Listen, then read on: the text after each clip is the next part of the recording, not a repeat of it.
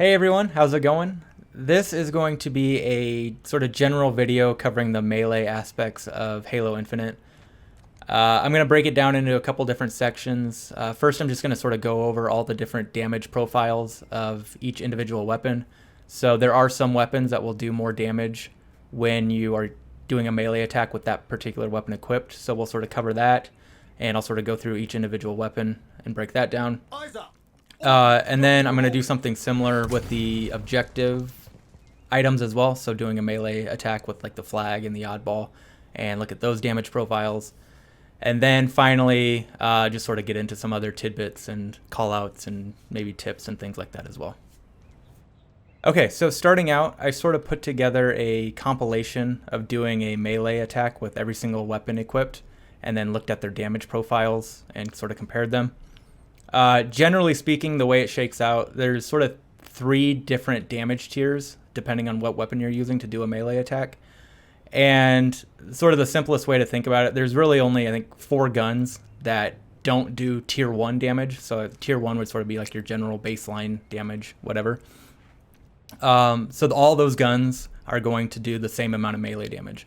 But then you get into the banished weapons, where the shock rifle is going to do sort of tier 2 damage, where it's a little bit more damage than the baseline. And then you have your scavenger or skewer, ravager, and mangler, who sort of do the most melee damage at sort of tier 3. So I'll have that in the compilation sort of labeled on the health bar so you can see it. And if you want to skip this portion of it, you can.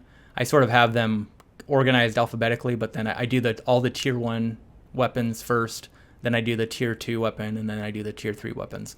So again, all of the guns in the game do tier 1 base level melee damage, except for the shock rifle, which does tier 2 damage. The skewer, the ravager, and the mangler do tier 3 damage. So we'll take a look at that video now. And again, if you just want to sort of skip that part, you can. But if you want to watch it and just make sure that I'm not lying, you absolutely do that as well.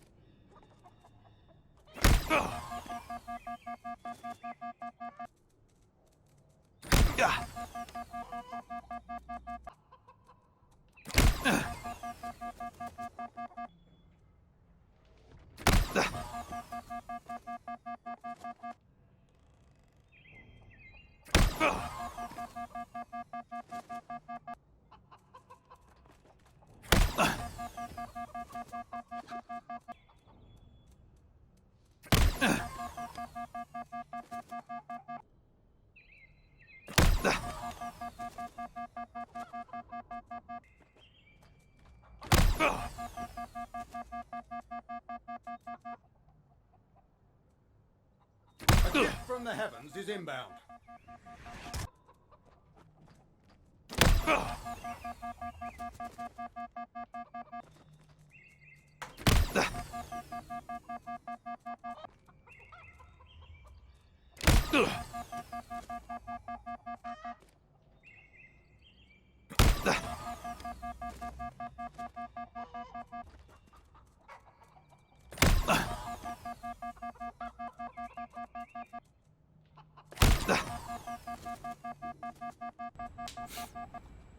Okay, so that was all of the weapons. I'm not in this video not really going to cover the hammer and the sword very much. I mean, those are basically just one-hit kill power weapons. However, one call out with the hammer is you can do just a regular melee attack with it, and it does the same amount of damage as like a skewer or a ravager or a mangler, and doesn't require any ammo. So I don't know how useful that is, but you can do sort of a standard melee attack with the gravity hammer. It won't cost any of the ammo, and it does sort of tier 3 melee damage as well. Alright, so now I did something similar to the weapon compilation with the objective items. So this is going to be the flag and capture the flag, the oddball, and then when you're carrying a power cell and stockpile. So again, this will be sort of a shorter one because there's only 3 of them. But basically the flag does this tier 1 melee damage. The oddball does tier 1 damage. However, the power cell is interesting that it doesn't even do enough damage to fully break your shields. So that's as far as I know, the weakest melee attack that you can do in the game is when you're carrying a power cell and you do a melee attack. So you'll see that here in this quick video.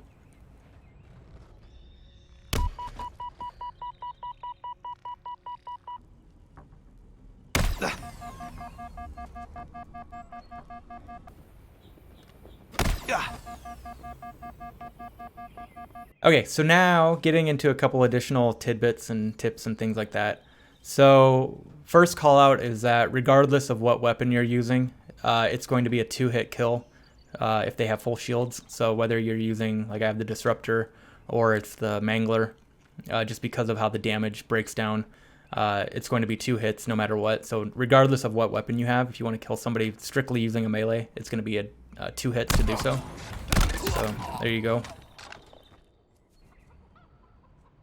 Now I'm going to go through all of the weapons that you can do a one-shot melee combo with to kill an enemy. I'm not going to cover all the weapons because like technically you could probably do that with a rocket launcher, but that doesn't really make sense to do. So this should be all of the weapons where it would sort of, if you're in that situation, it would make sense to do a close-up shot and then a melee to quickly kill. So anyways, starting off with the Bulldog, this is sort of an obvious one. So up close you can do a shot and then a melee. Ooh, killing spree, I'm killing it. The Heat Wave, if you're up close enough to sort of get all of those bullets to connect, whether you're horizontal or vertical, it doesn't really matter. You can do a one-shot melee with that as well. For the Hydra, you can do a one-shot combo. However, keep in mind, you don't want to be in this sort of like heat-seeking fire mode because that does less damage. So if you try a one-shot combo with this mode, it's not going to work. So let's see, like that. The heat-seeking mode doesn't do enough damage for that to work. So make sure that you're in sort of the standard fire mode. I've got full shields, so do that again. So there you can do a one-shot with the Hydra. The Mangler. For the plasma pistol, you can get a one-shot. However, you need to do that charged burst in order to do it.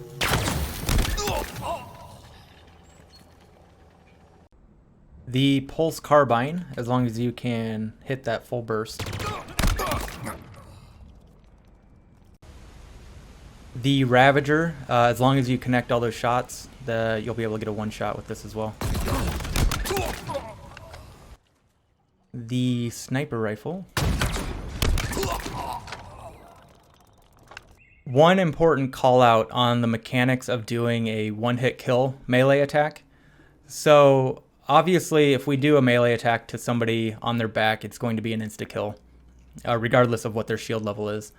However, we can actually also get a one-hit kill on their right shoulder or right side as well, but not their left. So it's sort of an interesting mechanic where we can come over here. So looking at, from his perspective, his left side or his left shoulder, if we do a melee attack on his left side, still alive, just doing sort of that standard tier 1 damage melee attack. However, we come over to his right side and sort of the same area, right side of his body, do a melee attack. You actually get a backsmack medal for it. So that sort of one-hit kill area is not only his back, but it's also his right side as well.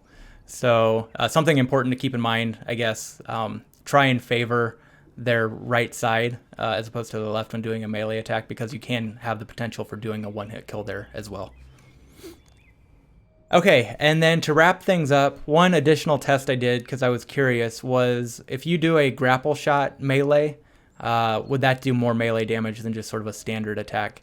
Unfortunately, it turns out that if you do a grapple shot melee, it does the same amount of damage. I thought it'd be sort of a cool mechanic if you got a sort of a damage buff by doing a grapple.